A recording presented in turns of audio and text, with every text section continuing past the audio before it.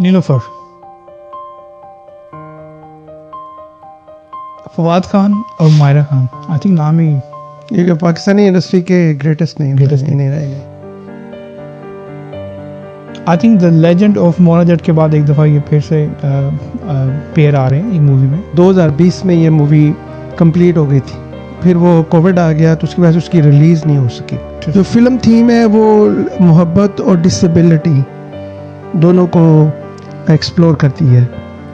Film देखने के लिए लोग देखेंगे तो सही। अभी पता नहीं, फिल्म की रिपोर्ट तो अच्छी है लेकिन ऑब्वियसली अभी तो 28 नवंबर 2025 को डायरेक्टर ऑफ फोटोग्राफी है ना इस फिल्म का, वो लॉस एंजलिस से आए हैं लाहौर में फिल्म शूट करने के लिए।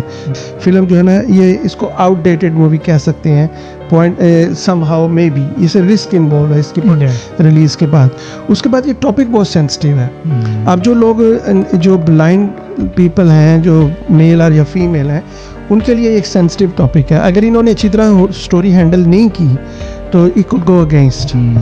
एक तो वो पुरानी फिल्म होने की वजह से शायद इसको डिस्ट्रीब्यूटर उतना उठाए ना या इतना उसको रीच ना मिले पाकिस्तानी सिनेमाज में।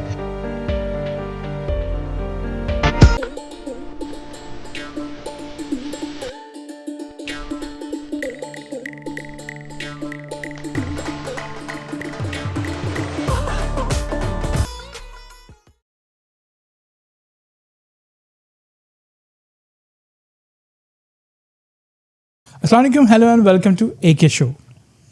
आज का हमारा टॉपिक बड़ा इंटरेस्टिंग है। आज का हमारा टॉपिक है नीलोफर के बारे में। आप सोच रहे हैं कि नीलोफर कौन? नीलोफर है आने वाली मूवी जिसमें है फवाद खान और मायरा खान।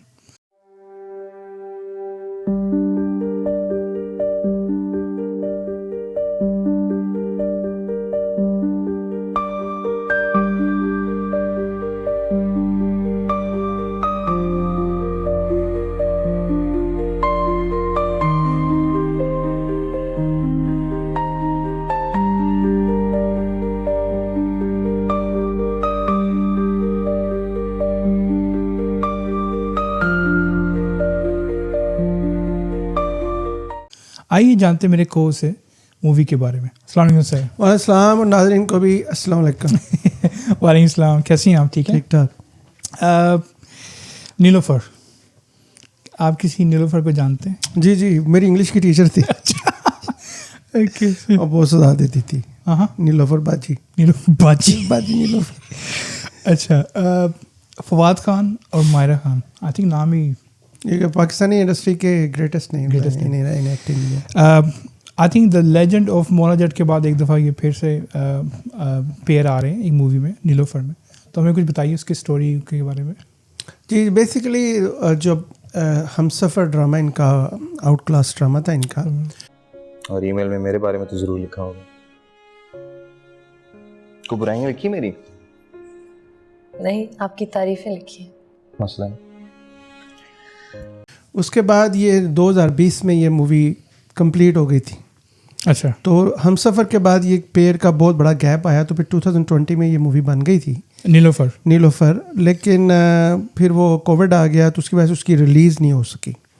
तो ऐसे मूवी तो काफ़ी देर से कंप्लीटेड है, ये ऑलरेडी शॉट हो चुकी थी मूवी। अच्छा, इसमें जो मायरा खान है और जो फवाद खान है, दोनों आपको पता है नंबर 1 एक्टर्स एंड एक्ट्रेस हैं पाकिस्तान के। कोई फवाद खान का तो इंटरनेशनल मूवीज़ में भी, इंडियन मूवीज़ में भी पड़ा। मायरा खान भी आई थी। अच्छा, मायरा खान भी है। शाहरुख खान के साथ रईस में आई थी। Oh yes, very famous. Anyway, जो फिल्म है नीलोफर में मायरा खान इस कम्प्रिहेंसिव एक्टर हैं। वो आपको पता है वो कैसे कंट्रोल करती हैं अपने। वो एक ब्लाइंड लड़की का, अंधी लड़की का किरदार अदा कर रही हैं। जो हमारे पास इंफॉर्मेशन है उसमें इस मूवी में ये है कि मंसूर अली खान नाम है इसका, जो फवाद खान साहब हैं, इनको एज ए प्रोफेसर शो किया हुआ है मेरे ख्याल में इसमें, है ना, राइटर। अच्छा, राइटर शो किया हुआ है इनको। तो इसमें ये है कि इन दोनों के दरमियान एक इमोशनल अटैचमेंट, एक लव की ये टोटल स्टोरी है। एक ब्लाइंड लड़की को कैसे वो मोहब्बत में इन्वॉल्व होती है और कैसे वो थ्रू आउट लाइफ में अपनी एक राइटर से मोहब्बत करती, कैसे उनके दरमियान कनेक्शन है। इस मूवी में बड़ी खूबसूरती के साथ इंटरेस्टिंग पॉइंट ऑफ व्यू से बताया गया ये सारा। तो अभी तो मूवी रिलीज़ नहीं हुई, लेकिन जो इन्फॉर्मेशन है हमारे पास उसके जो हमने रिसर्च किया उसके मुताबिक it's a quite interesting topic है. मेरे ख्याल में पाकिस्तान में शायद बहुत कम टॉपिक ऐसे हैं जो इतने आर्टिस्टिक टाइप टॉपिक्स जो सिलेक्ट किया गया है इसमें. तो इस मूवी में जो चंद सिग्निफिकेंस हैं जो मैं समझती हूँ कि एक तो ये था कि मायरा खान और फवाद खान बड़ी देर के बाद आए थे, ठीक है, और बड़े टॉप लेवल. मौला जट के बाद, मौला जट से नहीं, फिल्म 2020 में कंप्लीट हुई. मौला जट तो भी रिसेंटली आई है ना. हम सफ़र के और 2020 में काफ़ी टाइम था. उस गैप में ये बहुत बड़ी देर के बाद ज्वाइन किया था इन्होंने. अब तो ये नई फिल्म आई मौला जट, तो ये तो अभी की रिलीज़ है ना. उसके बाद इसमें ये है कि ये जो मूवी थी ये ये बेसिकली 28 नवंबर को 2025 को इंटरनेशनली रिलीज़ की जा रही है पूरी दुनिया में, जहाँ पे भी उर्दू एंड इंडियन मूवीज़ देखी जाती हैं. एंड ऑफ दिस मंथ 28 नवंबर को ये रिलीज़ की जा रही है. अच्छा, इसके बारे में हम ये कह सकते हैं कि फवाद खान जो है वो को प्रोड्यूसर भी हैं इसमें. इनकी इन्वेस्टमेंट भी है, तो इसलिए उनकी इन्वॉल्वमेंट डेफिनेटली डबल साइड से है. एक तो वो एक्टर हैं और एक उनकी इन्वेस्टमेंट भी है, तो is a co producer, so that makes you more involve in to the project. आपने इसका टीजर देखा? बहुत खूबसूरत टीजर है, वेरी रोमांटिक, वेरी पोएटिक. या आप उसका जो टॉपिक है आप अंदाज़ा करें, एक अंधी लड़की के साथ मोहब्बत, और एक राइटर है, तो एक उसका एक पॉइंट एंड अटैचमेंट है उनकी आपस में. एक बड़ी इंटरेस्टिंग स्टोरी हो सकती है इसकी. तो ये बहरहाल एक चीज़ और है इसमें कि इसमें बहुत सारे अच्छे अदाकार हैं जो पाकिस्तान के नामवर अदाकार हैं, जिसमें मदिया इमाम हैं, बहरोज़ सब्ज़वारी हैं, गौहर रशीद हैं, फैसल कुरैशी हैं, तीका उड्डो हैं, और बहुत सारे और बड़े फेमस एक्टर्स हैं जो इसमें. इतनी बड़ी कास्ट है इस फिल्म की. इससे आप इमेजिन कर सकते हैं कि कितना बड़ा, यानी कि क्रू था ये इसमें. इन्वेस्टमेंट के हिसाब से भी देखें तो वेरी वेरी पॉपुलर एक्टर्स. जो फिल्म थीम है वो मोहब्बत और डिसेबिलिटी दोनों को एक्सप्लोर करती है कि एक डिसेबल पर्सन से मोहब्बत जो है वो कैसे लाइफ में एक हकीकत में कैसे हो सकती है. तो this is quite sensitive, significant and interesting topic. Nice. अच्छा अहमद, मेरा आपसे क्वेश्चन ये होगा कि हमें ना स्टेप बाय स्टेप बताएं from production to release date. जैसे आपने कहा कि दिसंबर 2020 2020 में ये मूवी ऑलरेडी रैप अप हो गई हुई थी, फिर पैंडेमिक आ गया, उसकी वजह से डिले हुआ. हमें जो स्टार्ट से एंड तक बताइए पूरा प्रोसीजर कैसे बनी. इसमें चंद चीज़ें जो मैंने नोट की हैं, उसमें एक तो जैसे पहले बात की है कि फ़िल्म रैप्ड अप हो गई थी 2020 में. कोविड की वजह से वो इसको रिलीज़ नहीं कर सके, और शायद इन्होंने डिसाइड किया होगा कि इतना पैसा लग गया तो ये देखनी तो किसी है नहीं है, तो उसको रिलीज़ नहीं किया गया, डिले हो गया.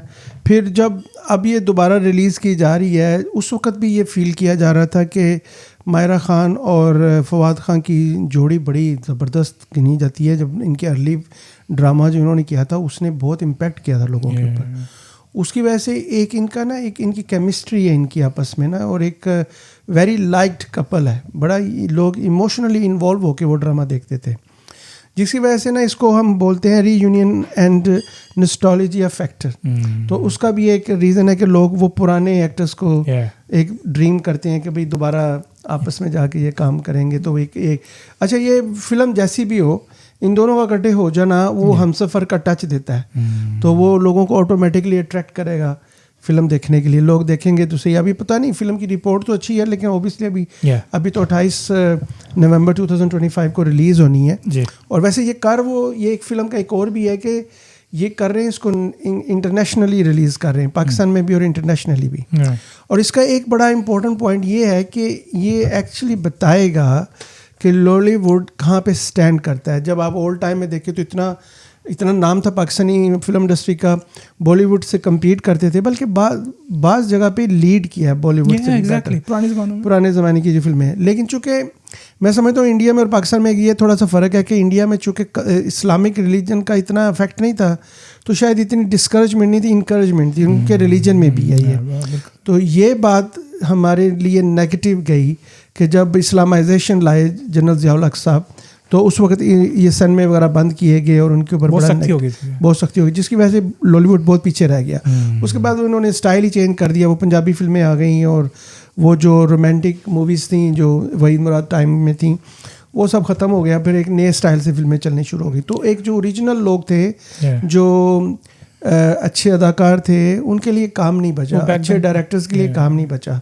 और फिल्म साज जो थे वो चाहते थे कि ओबियसली पैसा बनाना, तो वो फिर इस तरह की फिल्में नहीं बनती थी। ऐसा कल्चर, हाँ, वो चूँकि वो लोग देखते थे पंजाब में, तो इसलिए उन फिल्मों को ज़्यादा प्रमोट किया गया। रादर अब ये इस तरह की फ़िल्म है कि जिसमें एक प्रॉपर सेंसिटिव स्टोरी दिखाई गई है, जिसके अंदर एक ब्लाइंड लड़की है और उसका एक लाइफ है अपनी, और उसको कैसे एक राइटर को वो अटैच करती है, वो एक प्रोसेस दिखाया है इसके अंदर।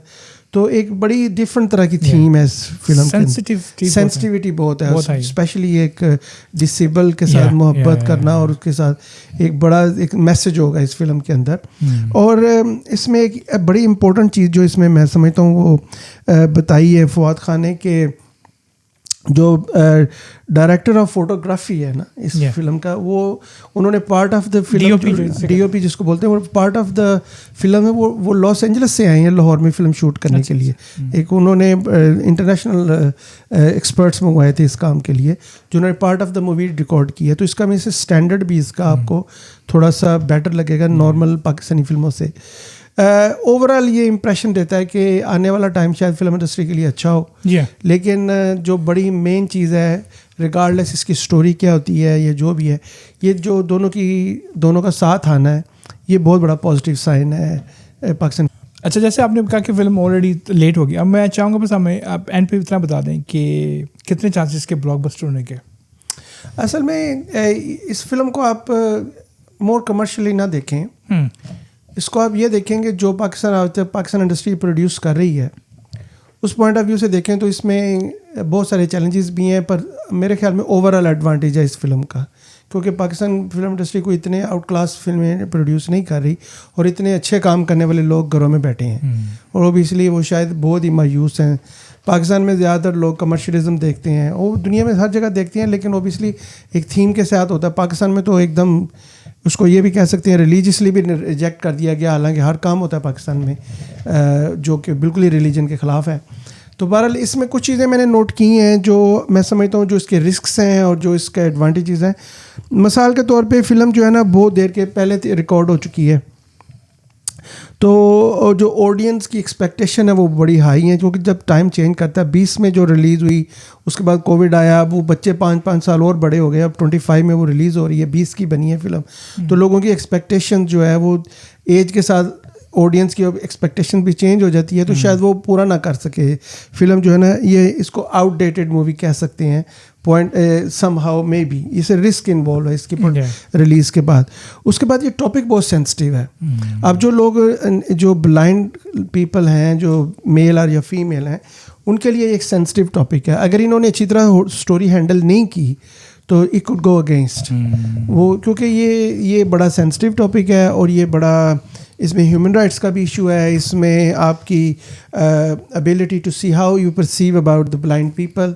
अगर आपने उसको अगर लेट्स से आपने उसको ठीक करके दिखा दिया तो वो फिल्म फ्लॉप हो जाएगी, क्योंकि वो टॉपिक आपने एक ब्लाइंड लड़की का ही मोहब्बत दिखानी है जो कि सक्सेसफुल लाइफ गुजार रही है और वो इंजॉय कर रही है अपनी लाइफ को, या वो बंदा उसके साथ अपनी ज़िंदगी को इंजॉय कर रहा है। सो एग्जाम्पल है। तो इसमें ये है कि रिस्क ये है कि लोगों की एक्सपेक्टेशन के अगेंस्ट हो गया तो फिर भी ये जाएगी, ये फिल्म जाएगी।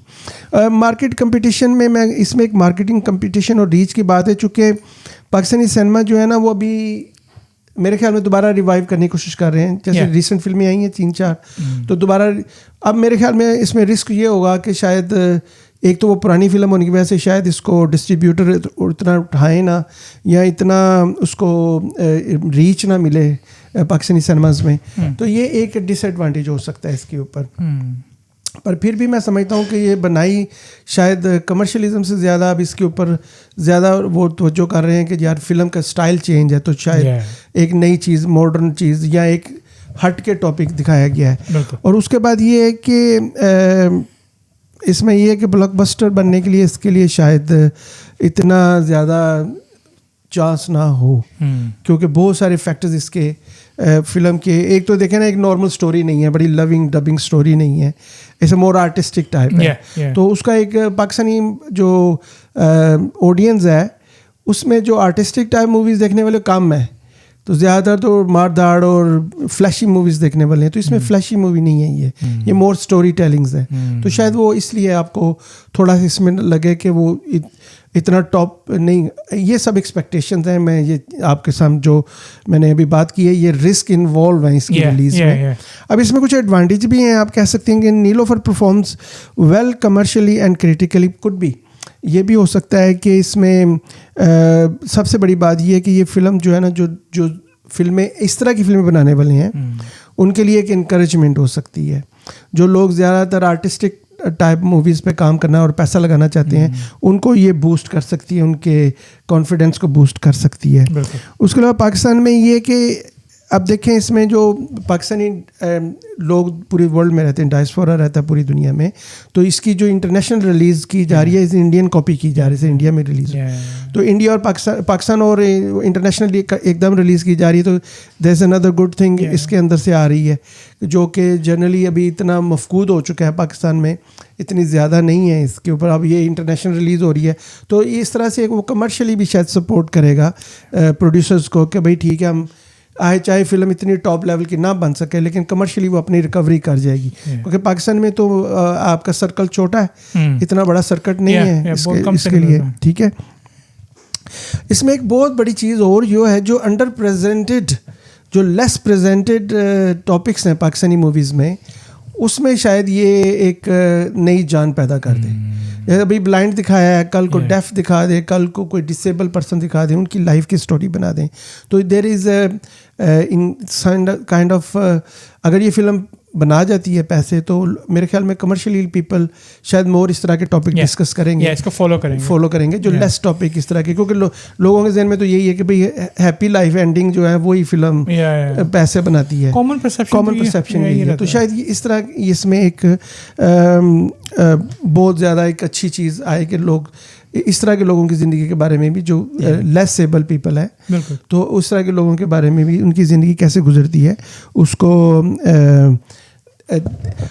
उसको भी प्रमोट कर सकें। और इसमें एक सबसे बड़ी बात ये है कि अगर इस तरह की मूवीज़ कामयाब हो जाती हैं, तो जो आपके लोकल इंडस्ट्री है उसको बूस्ट मिलेगी। आपके अपने लोग जो हैं, जो जिनको काम नहीं मिल रहा, जो लोकल कैमरा मैन है, जो लाइट मैन है, जो और रेलिवेंट हज़ारों लोग इसमें प्रोडक्शन में लोग होते हैं, वो बेचारे पाकिस्तान में तो अब काम नहीं रह गया।